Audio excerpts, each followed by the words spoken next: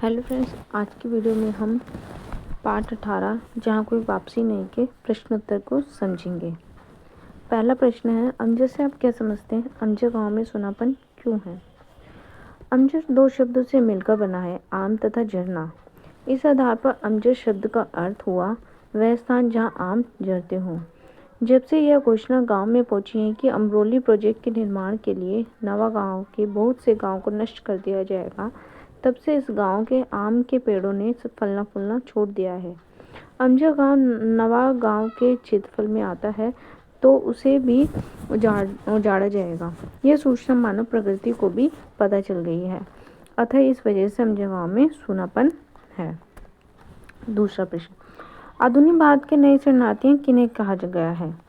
तो आधुनिक भारत के नए शरणार्थी हजारों गांवों के उन लोगों को कहा गया है जिन्हें आधुनिकता के नाम पर अपना गांव छोड़ना पड़ता है। भारत की प्रगति तथा विकास के लिए इन्हें अपने घर, खेत खलिहान, पैतृक जमीन इत्यादि छोड़नी पड़ी है। वे विस्थापन का वह दर्द झेल रहे हैं जो उन्हें औद्योगिकरण के कारण मिला है। पहले वे शरणार्थी थे जिन्हें भारत पाक विभाजन में विस्थापन का दर्द झेलना पड़ा था। अब वे नए शरणार्थी हैं जिन्हें औद्योगिकरण के कारण यह दर्द झेलना पड़ रहा है।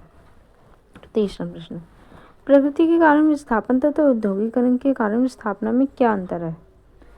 तो विस्थापन और औद्योगिकरण, इन दोनों में डिफरेंस क्या है? प्रगति के कारण जो विस्थापन मिलता है उसकी क्षतिपूर्ति कुछ समय बाद पूर्ण की जा सकती है।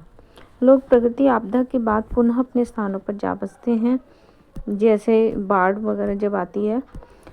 सब कुछ नष्ट होने का दुख होता है, लेकिन अपनी ज़मीन से वे जुड़े रहते हैं। औद्योगिकरण के कारण जो विस्थापन मिलता है वह थोपा गया होता है। इसमें मनुष्य अपनी पैतृक संपत्ति, धरोहर, खेत खलिहान, अपनी यादों तक को खो देते हैं। उससे पुनः मिलने की आशा होती ही नहीं है। बेघर होकर उसे एक नए स्थान से दूसरे स्थान भटकने के लिए विवश होना पड़ता है। अगला प्रश्न, यूरोप और भारत की पर्यावरणीय संबंधी चिंताएं किस प्रकार भिन्न हैं? यूरोप में लोग मानव तथा भूगोल के मध्य बढ़ रहे असंतुलन को घेर चिंताएं हैं। भारत में स्थिति इसके विपरीत है, जहां पर्यावरण चिंताएं मानव तथा संस्कृति के माध्यम समाप्त हो रहे हैं। पारंपरिक संबंध से है। हमारे यहाँ संस्कृति पर्यावरण से जुड़ी है। पर्यावरण विद्यमान नहीं रहेगा तो संस्कृति भी अपना अस्तित्व खो देगी। लेखक के अनुसार स्वतंत्रोत्तर भारत की सबसे बड़ी ट्रेजेडी क्या है? लेखक के अनुसार भारत के शासन वर्ग के औद्योगिकरण को भारत के विकास और प्रगति के रूप में चुना है। उनका मानना था कि औद्योगिकरण को अपना कर भारत को पुनः अपने पैरों पर खड़ा किया जा सकता है। यह मात्र पश्चिमी देशों की नकल स्वरूप थी। हमने इस भेड़चाल में जो प्रगति और संस्कृति से प्रेम भरा संबंध था उसे नष्ट कर डाला। हम चाहते तो यह प्रयास कर सकते थे कि यह संबंध भी नष्ट नहीं होता और हम विकास और प्रगति को प्राप्त कर जाते।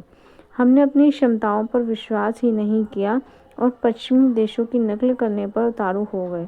यह स्वतंत्र भारत की ट्रेजेडी है। औद्योगिकरण के पर्यावरण का संकट पैदा कर दिया गया है। क्यों और कैसे? तो औद्योगिकरण पर्यावरण का संकट पैदा करने में सबसे बड़ा कारण रहा है। औद्योगिकरण के लिए सरकार ने उपजाऊ भूमि तथा वहाँ के परिवेश को नष्ट कर डाला है। इसका प्रभाव यह पड़ा कि प्राकृतिक असंतुलन बढ़ गया। औद्योगिकरण ने विकास तो किया, लेकिन प्रदूषण का उपहार भी हमें दे दिया। इससे भूमि तथा वायु तथा जल प्रदूषण ने प्रकृति के संतुलन को बिगाड़ दिया है और वहाँ के सौंदर्य को नष्ट कर दिया है। अगला प्रश्न, अब हम जो नीचे पंक्तियां दी गई हैं उनके आशय को, वो क्या कहना चाहते हैं उसको व्यक्त करेंगे। तो हम ये नेक्स्ट वीडियो में पढ़ेंगे। Thank you.